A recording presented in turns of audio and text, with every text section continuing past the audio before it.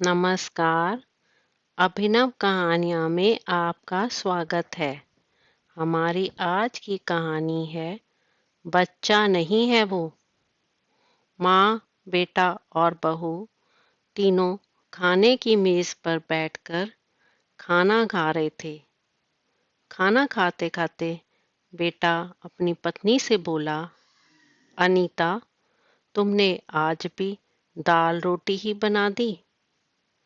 कम से कम खाना बनाने में तो आलस मत किया करो। खाली तो रहती हो, कुछ अच्छा भी तो बना सकती थी। अनीता बोली, बनाने वाली तो मैं आज सूजी का हलवा थी, लेकिन सूजी आई नहीं। मैंने कल मंगवाई थी। कोई बात नहीं, कल बना दूंगी। रसोई में कुकर की सीटी सुनाई देती है और अनीता खाना खाते खाते रसोई में चली जाती है। रसोई से वापस आकर बैठते हुए अनीता कहती है कि आलू पकाने के लिए रखे थे। शाम को आलू की टिक्कियां बनाएंगे। उसकी सासू माँ भी यह सुनकर खुश होती है। नितिन बीच में ही बोल पड़ता है, ये अच्छा है, दोनों बहुत मजे करते हो। अपने पसंद की चीजें जो बनाकर खाते हो। तभी दरवाजे की घंटी बजती है। अनीता फिर से खाने की मेज से उठकर दरवाजा खोलने चली जाती है। दरवाजे पर एक लड़का सूजी लेकर आया होता है। सूजी लेकर अनीता फिर से खाना खाने बैठती है। तब माँ बेटे से कहती है, तू दरवाजा खोल देता, बेचारी को खाना खाते समय भी सुकून नहीं है। बेटा कहता है, माँ, मैं नहीं उठ सकता, मुझे ऑफिस जाने के लिए देर हो रही है। नितिन खाना खाकर ऑफिस की तैयारी करने के लिए अपने कमरे में चला जाता है। कुछ ही समय बाद वो अनीता को आवाज लगाता है, अनीता, मेरी घड़ी कहाँ है? मिल नहीं रही है। अनीता खाना खाते खाते ही उसे बताती है, अलमारी में देखो। नितिन कहता है, नहीं मिल रही है। अनीता फिर एक बार खाने की मेज से उठकर उसकी तरफ जाने ही वाली होती है कि सासू माँ उसे रोक देती हैं और पहले खाना खाने के लिए कहती हैं। सासू माँ कहती हैं, बच्चा नहीं है, ढूंढ लेगा वह। थोड़ी देर बाद कमरे से नितिन की आवाज आती है, मिल गई। ये सुनकर दोनों सास बहू एक दूसरे की तरफ देखकर मुस्कुराती हैं। अगले दिन सुबह सुबह नितिन अपने कमरे में कोई फाइल ढूंढ रहा होता है और उस फाइल को ढूंढने के चक्कर में वह पूरा कमरा तहस नहस कर देता है। नितिन बड़बड़ाता है, इस घर में कभी कोई चीज अपने ठिकाने पर मिलती ही नहीं है। इन औरतों को भी कोई काम नहीं है, इसलिए हर चीज इधर की उधर करते रहते हैं। अनीता अपने कमरे में आकर कमरे का बुरा हाल देखती है तो नितिन से पूछती है कि क्या कर रहे हो? नितिन कहता है, वह फाइल कहाँ है जो मैंने तुम्हें परसों दी थी?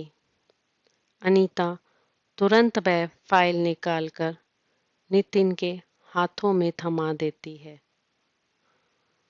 और उससे कहती है कि एक बार मुझसे पूछ लिया होता। पूरा कमरा फैला के रख दिया है।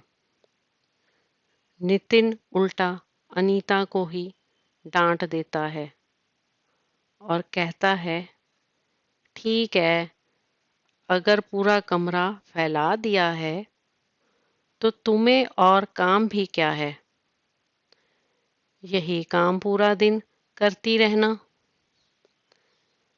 इतना बोलकर नितिन ऑफिस के लिए निकल जाता है।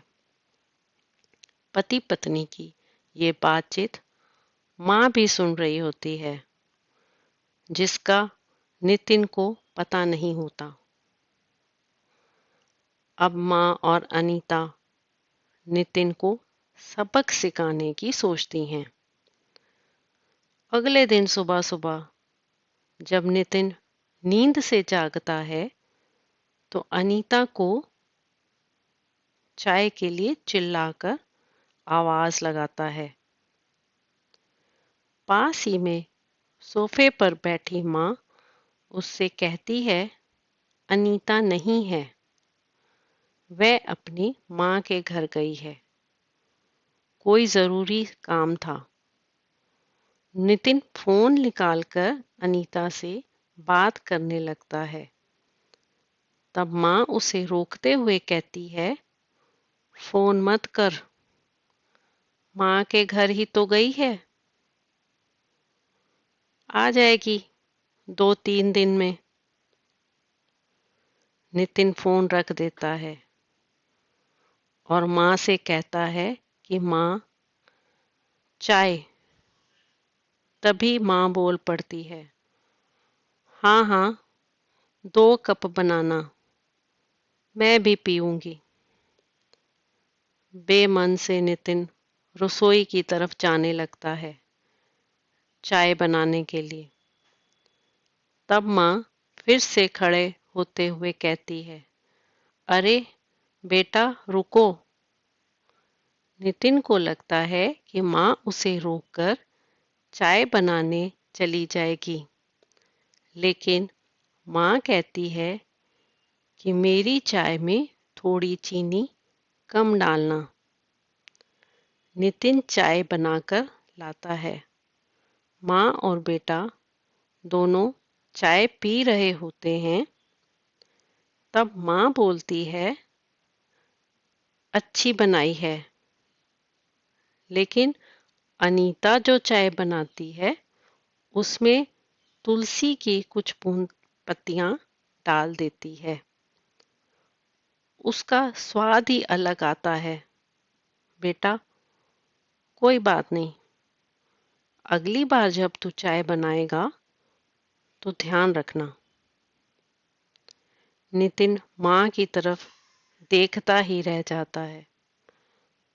थोड़ी देर बाद नितिन माँ से कहता है, माँ आज खाने में मटर पनीर।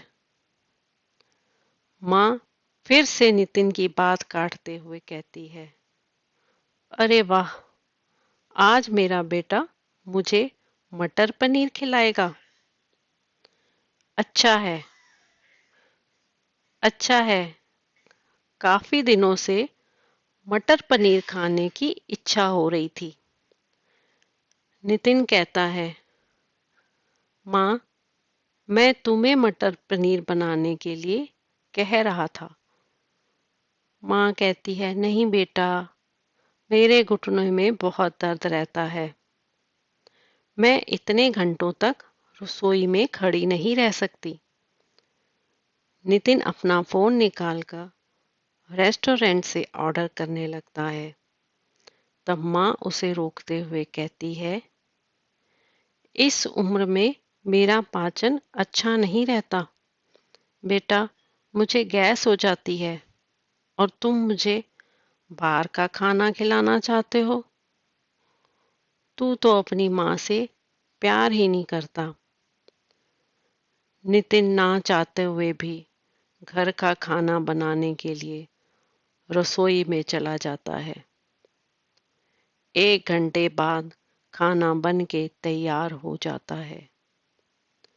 नितिन 2 थाली में खाना परोसकर माँ के पास आता है। माँ देखती है कि नितिन के दाल रोटी बनाई है। माँ नितिन से कहती है, अरे बेटा, तू तो मटर पनीर बनाने वाला था।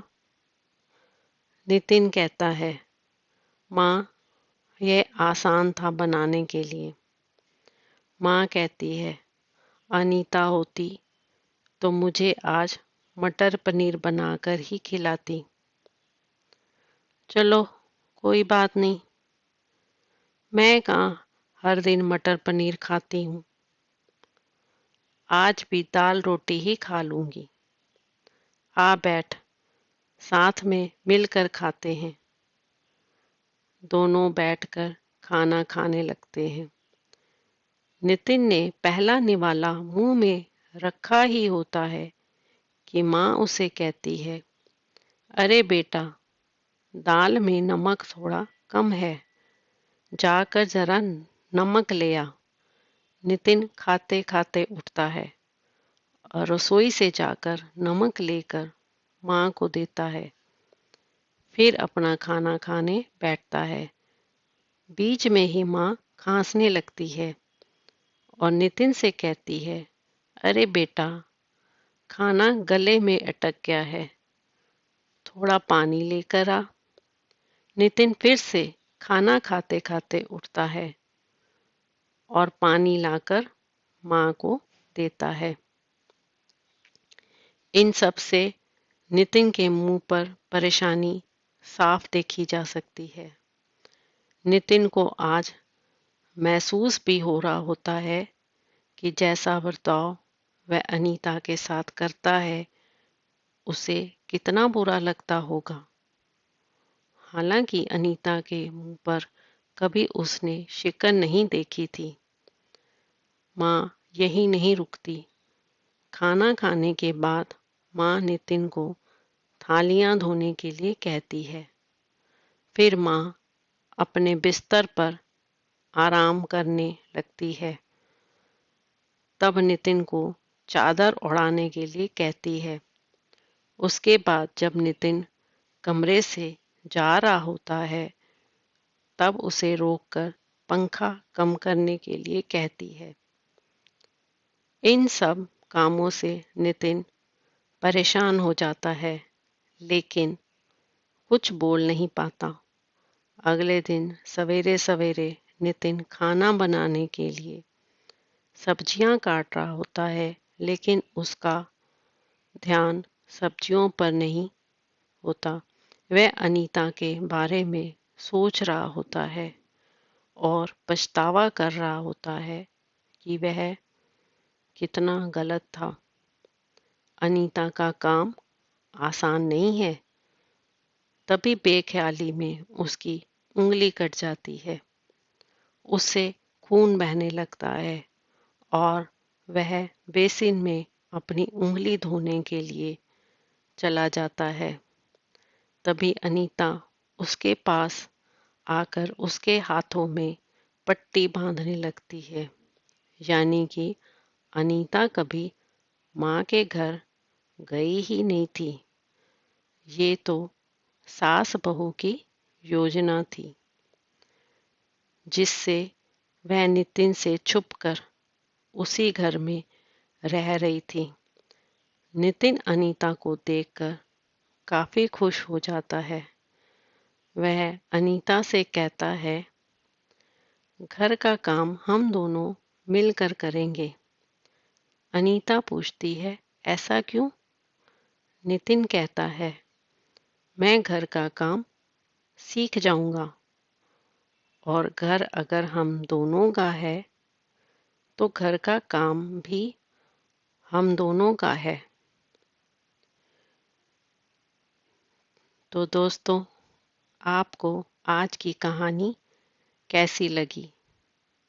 लाइक और कमेंट करके ज़रूर बताएं और चैनल को सब्सक्राइब करना बिल्कुल भी ना भूलें। तो मिलते हैं एक नई कहानी के साथ। बहुत बहुत धन्यवाद।